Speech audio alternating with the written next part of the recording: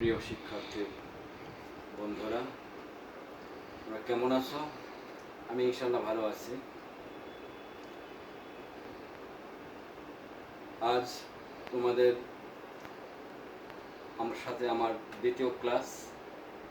প্রথম ক্লাসে আমি কিছু গুরুত্বপূর্ণ টিপস তোমাদেরকে দিয়েছিলাম, বেসিক ফরমেশনের উপরে। আজ আরেকটি গুরুত্বপূর্ণ বিষয় নিয়ে আলোচনা করছে। ইংরেজি শেখার ক্ষেত্রে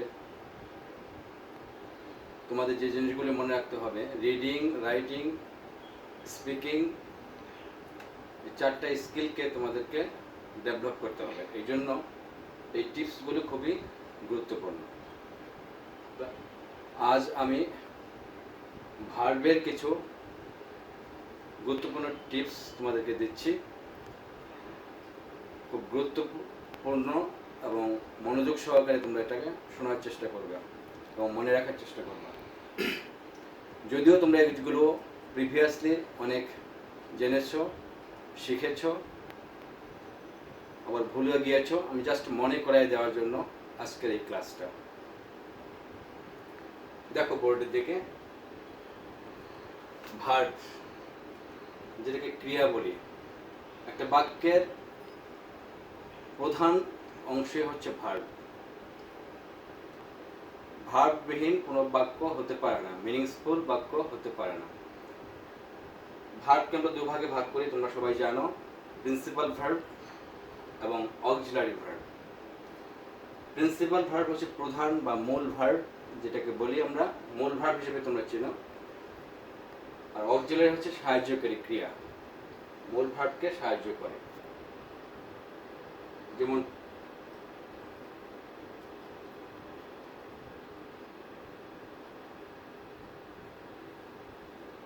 she speaks in English, সে ইংরেজিতে কথা বলে।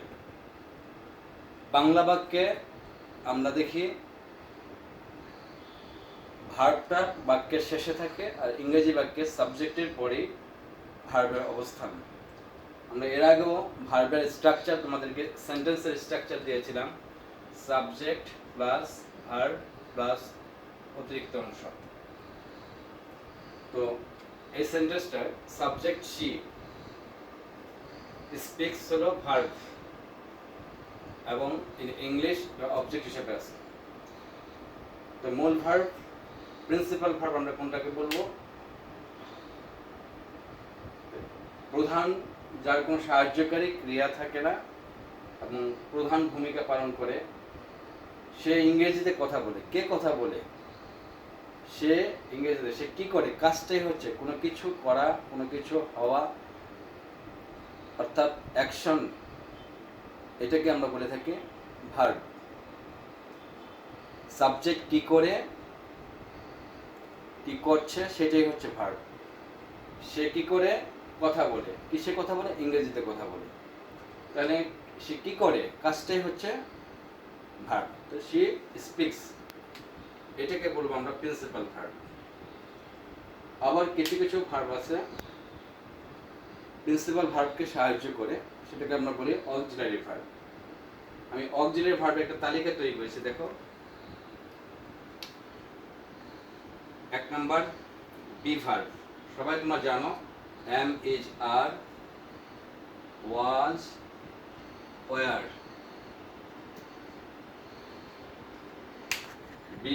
2 number have verb, have, has, had।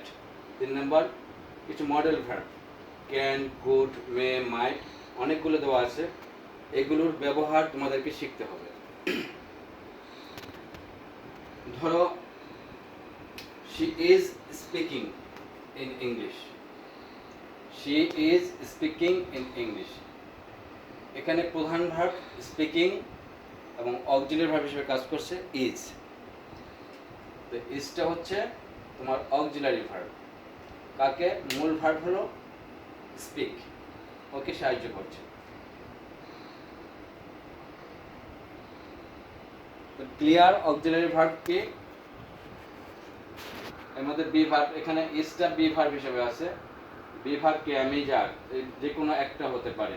Past টেন্সে ওয়াজ অথবা were. B number have verb. Have, has, had এই তিনটাকে আমরা হ্যাভ ভার্ব বলে থাকি। তো হ্যাভ ভার্বগুলো তোমার টেন্স গঠনের ক্ষেত্রে ব্যবহৃত হয়, আবার কখনো কখনো মূল ভার্ব হিসেবেও ব্যবহৃত হয়। যাক আমরা অক্সিলারি হিসেবে এটাকে জানবো। মডেল ভার্বগুলো can, could, may, might, shall, should, will, would, have to, has to, had to, dare, need, ought, must, be going to, know how to. দেখো ভালো করে, ডেয়ার এবং নিড এই দুটো ভার্ব আন্ডারলাইন করা। এই ভার্ব দুটো অক্সিলারি হিসেবে তখন ব্যবহৃত হবে যখন এটা নেগেটিভ সেন্টেন্স তৈরি করা হয়। যেমন I dare not go out at night, আমি রাতের বেলা বাইরে যেতে সাহস করি না। I need not go there, আমার সেখানে যাওয়ার দরকার নাই। এই নিড নট গো দেয়ার, এই নিডটা অক্সিলারি হিসেবে ব্যবহৃত হচ্ছে নেগেটিভ সেন্টেন্সের বেলায়। এই দুটো ভার্ব একটু ব্যতিক্রম ভার্ব, খেয়াল করে শোনো। এই দুটো ভার্ব আন্ডারলাইন করা ভার্ব দুটো হচ্ছে ব্যতিক্রম, যেটা হাবুদকে মূল ভার্ব হিসেবে কাজ করে আর নাবুধকে অক্সিলারি হিসেবে কাজ করে। আরেকটা আছে নো হাউ টু, এটাও একটা মডেল ভার্ব হিসেবে কাজ করছে। বি গোয়িং টুর মধ্যে এখানে পাঁচটা ভার্ব আছে, am going to, is going to, are going to, was going to, were going to. এটা নিকট ভবিষ্যৎ হিসেবে ব্যবহৃত হয়। যেমন মনে করো they are going to open a business firm, তারা খুব শীঘ্রই একটা বিজনেস ফার্ম উদ্বোধন করবে। বাংলাটা কি করলাম, ভবিষ্যতে করবে। ফিউচার ইন্ডিকেটিং, বি গোয়িং টুটা ফিউচার ইন্ডিকেটিং হিসেবে ব্যবহৃত হয়, ভবিষ্যতে নির্দেশ করে। আরো কিছু প্রিন্সিপাল ভার্ব আছে, দেখো কিপ, লিসেন, ক্রাই, শো। কিপর থেকে রাখা, লিসেন শোনা, প্রত্যেকটা কাজ করছে, ক্রাই চিৎকার করা, শো দেখানো, ক্যারি বহন করা, স্পিক কথা বলা, এগুলো প্রিন্সিপাল হিসেবে কাজ করছে। অর্থাৎ আমরা টেন্সের ক্ষেত্রে এই ভার্বগুলো ব্যবহার করি। পানিশ শাস্তি দেওয়া, রোর গর্জন করা, ইনক্রিজ বৃদ্ধি করা, ডিক্রিজ হ্রাস করা। এই প্রত্যেকটা ভার্ব তোমার ক্রিয়া বা কাজ করা বোঝাচ্ছে বিধায় আমরা এগুলোকে প্রিন্সিপাল হিসেবে বলি, আর যেগুলো সাহায্য করা হিসেবে কাজ করছে সেগুলোকে আমরা অক্সিলারি ভার্ব হিসেবে বলি। যেমন am, is, are, was, were এগুলোকে আমরা অক্সিলারি ভার্ব হিসেবে বলি। তো আমরা এই হচ্ছে তোমার ভার্বের উপরে একটা তোমার জানো জিনিসগুলো আমি একটু মনে করাই দিলাম জাস্ট। এখন তোমাদেরকে কিছু ইম্পর্টেন্ট ফ্রেজের উপরে ধারণা দেব, তারপর আমরা মূল আলোচনা ট্রান্সফরমেশন অফ সেন্টেন্স সেখানে চলে যাব।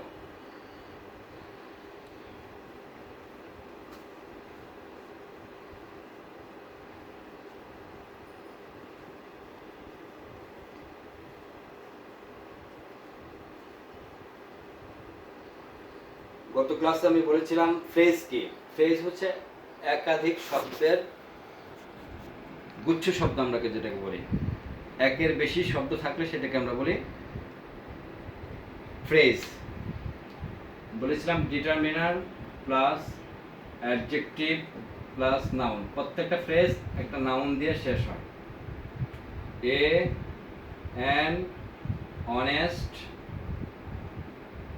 ম্যান, শেষ শব্দ কি নাউন, এটাকে আমরা বলি অ্যাডজেক্টিভ। সৎ নাউন সম্বন্ধে তথ্য যে দেয় সে হচ্ছে অ্যাডজেক্টিভ, আমরা গত ক্লাসে এটা বলেছিলাম। এটাকে আমরা কি বলি ডিটারমিনার। এই যে একটা group of word an honest man, তিনটা মিলে কি হয়েছে একটা ফ্রেজ।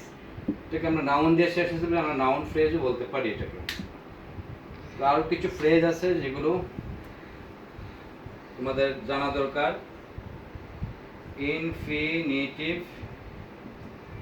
ফ্রেজ, এটা গঠনটা হবে টু প্লাস ভার্বের প্রেজেন্ট ফর্ম। উদাহরণ যদি আনতে চাও, টু এর পরে ভার্বের প্রেজেন্ট ফর্ম বসাতে হবে। টু রাইট, লিখতে বা লেখার জন্য, বাংলা করলে এরকম হয়।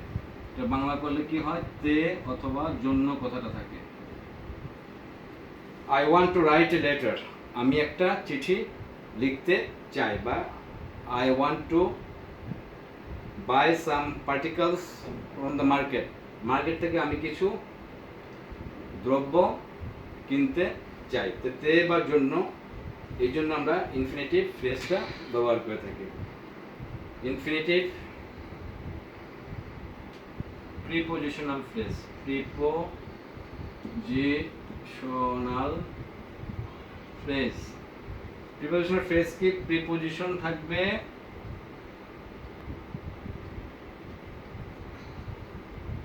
প্লাস এক্সটেনশন থাকবে, শেষ হবে একটা নাউন দিয়ে। যেমন অন দ্য টেবল, টেবিলের উপরে। তো প্রিপোজিশন কোনটা, এটা, এবং শেষ হয়েছে কি দিয়ে, একটা নাউন দিয়ে। এটাকে আমরা বলে থাকি প্রিপোজিশনাল ফ্রেজ। শুরুটা হবে প্রিপোজিশন দিয়ে, শেষ হবে একটা নাউন দিয়ে। এটা হলো প্রিপোজিশনাল ফ্রেজ। এবার আসি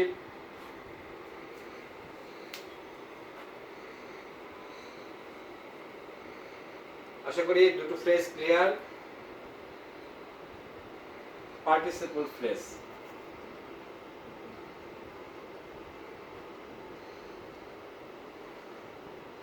এর মধ্যে এক নম্বর আছে প্রেজেন্ট পার্টিসিপল ফ্রেজ। প্রেজেন্ট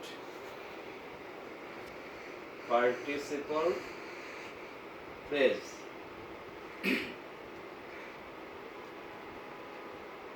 গঠনটা হবে ভার্বের প্রেজেন্ট ফর্ম দিয়ে শুরু, তারপরে আইএনজি যোগ করতে হবে, এবং শেষ হবে একটা নাউন দিয়ে।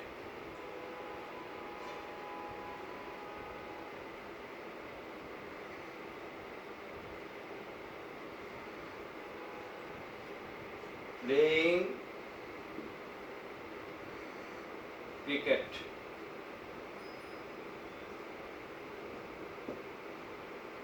Is popular. ক্রিকেট খেলাটা একটা জনপ্রিয় খেলা, পপুলার গেম, জিএমই। দেখো আইএনজি দিয়ে শুরু হয়েছে, শেষ হয়েছে নাউন দিয়ে, তাই এটাকে আমরা ফ্রেজ বলতে পারি, প্রেজেন্ট পার্টিসিপল ফ্রেজ। এটা হচ্ছে definitely verb. Are popular game, গেমটা যদি নাউন হয় তার আগে এটা অ্যাডজেক্টিভ হিসেবে আছে না। প্রেজেন্ট পার্টিসিপল ফ্রেজ, এই প্রত্যেকটা ফ্রেজই, প্রেজেন্ট পার্টিসিপল ফ্রেজ বা পার্টিসিপল ফ্রেজই অ্যাডজেক্টিভের কাজ করে। কিসের কাজ করে? অ্যাডজেক্টিভের কাজ করে।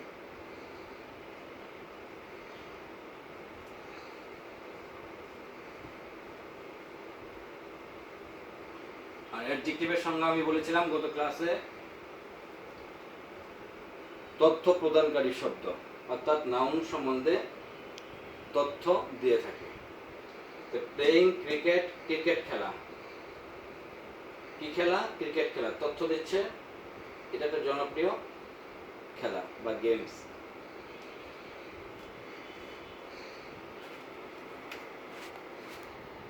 দুই নম্বর পাস্ট পার্টিসিপল,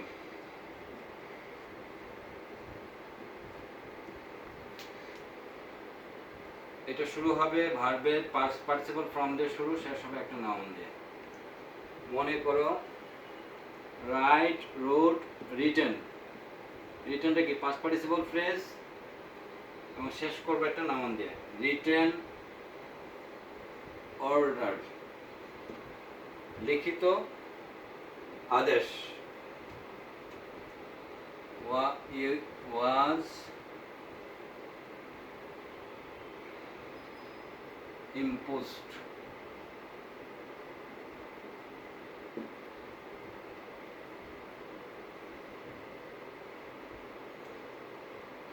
তাহলে পাস্ট পার্টিসিপল ফ্রেন্ডস কোনটা?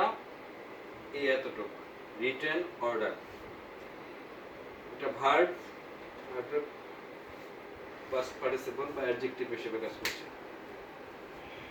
আরেকটা লাস্ট হইল আরেক ধরনের পার্টিসিপল আছে 3 নাম্বার,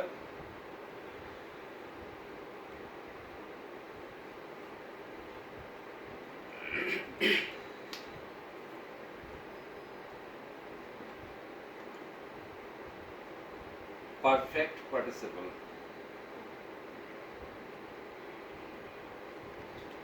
এটা বাক্যটা পারফেক্টের হ্যাভিং দিয়ে শুরু হবে, having plus V3 plus noun দিয়ে শেষ হবে। পারফেক্ট পার্টিসিপল কি হবে? হ্যাভিং completed the lesson, তারপর বাকি অংশটুকু আবার একটা সাবজেক্ট দিয়ে শুরু হবে। তাহলে আমরা 3 ধরনের পার্টিসিপল নিয়ে আলোচনা করলাম। এই প্রত্যেকটা পার্টিসিপল ফ্রেজই এক একটা অ্যাডজেক্টিভের মতো কাজ করে। ইম্পর্টেন্ট কথা হচ্ছে এটা। তোমাদের মিসিং হচ্ছে একটু মডেল অক্সিলারি দিয়ে বাক্য গঠন করা তোমাদের শিখতে হবে।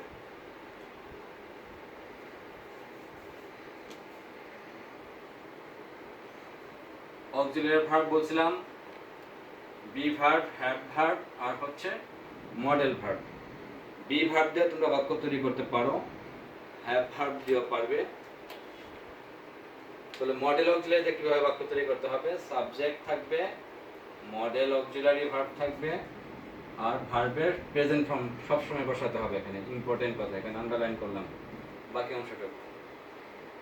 যেমন মডেল অক্সিলারি গুলো কি কি বলছিলাম? Can, could, may, might, shall, should, এগুলো। মনে করো ওই এটা মডেল অক্সিলারি শুড যদি বসাই, উই শুড প্র্যাকটিস, ভার্বের প্রেজেন্ট ফর্ম বসালাম much. We should practice much to improve our skill. আমাদের নৈপুণ্যতাকে বাড়ানোর জন্য বা বাড়াতে আমাদের প্রচুর প্র্যাকটিস করা উচিত।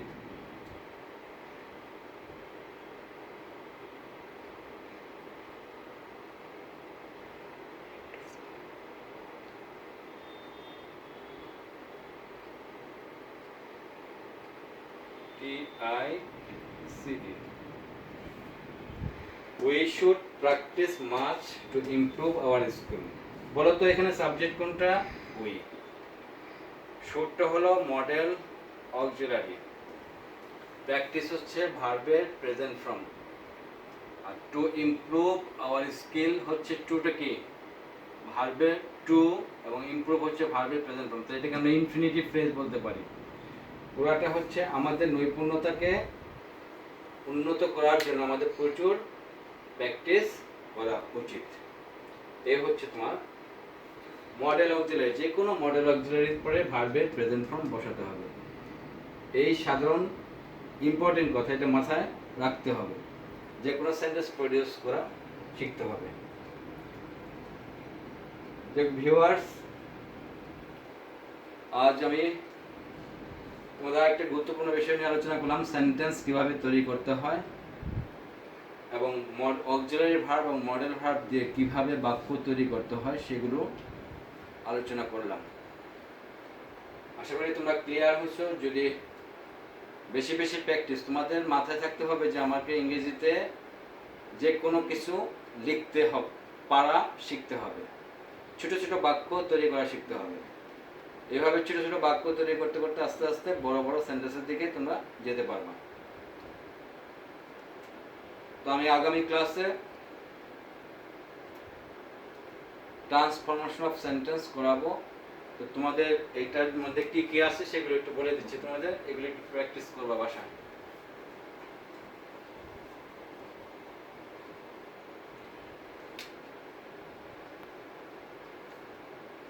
Sentence 5 kinds: assertive, interrogative, imperative, exclamatory, optative. এই 5 প্রকার সেন্টেন্স সম্বন্ধে ধারণা নিতে হবে। 1, 2 সেন্টেন্স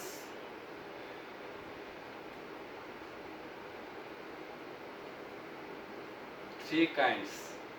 এর মধ্যে আছে সিম্পল, কম্পাউন্ড, কমপ্লেক্স। এই সম্বন্ধে একটা ধারণা, সেন্টেন্সের গঠন আমি আলোচনা করব প্রত্যেকটারই। তার আগে তোমাদের সেন্টেন্সগুলো সম্বন্ধে একটু ধারণা নিয়ে রাখলে বুঝতে সুবিধা হবে, এইটাই আমার রিকোয়েস্ট। 3 নাম্বার,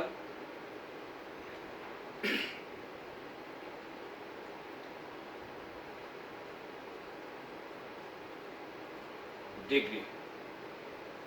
তোমাদের পরীক্ষায় যেভাবে থাকে, একটা সেন্টেন্স দেওয়া থাকে, ব্রেকেটে লেখা থাকে, যেটা ডিরেকশন দেওয়া থাকে, সেইভাবেই তোমাদেরকে বাক্যটাকে পরিবর্তন করতে হয়। আর এই জন্য দরকার এই 3টা জিনিস ভালোভাবে রপ্ত করা। রপ্ত করার যদি জানো, 5 প্রকার সেন্টেন্স চিনতে হবে, 3 প্রকার সেন্টেন্স চিনতে হবে, আর ডিগ্রি জানতে হবে। তাহলে ট্রান্সফরমেশন অফ সেন্টেন্স পুরোপুরি দক্ষতার সাথে করতে পারবে। তোমরা অনেকে ভয় পাও, ভয়ের কিছু নেই। জাস্ট কিছু রুলসের মাধ্যমে আমি সহজ করে তোমাদেরকে এগুলো উপস্থাপন করব।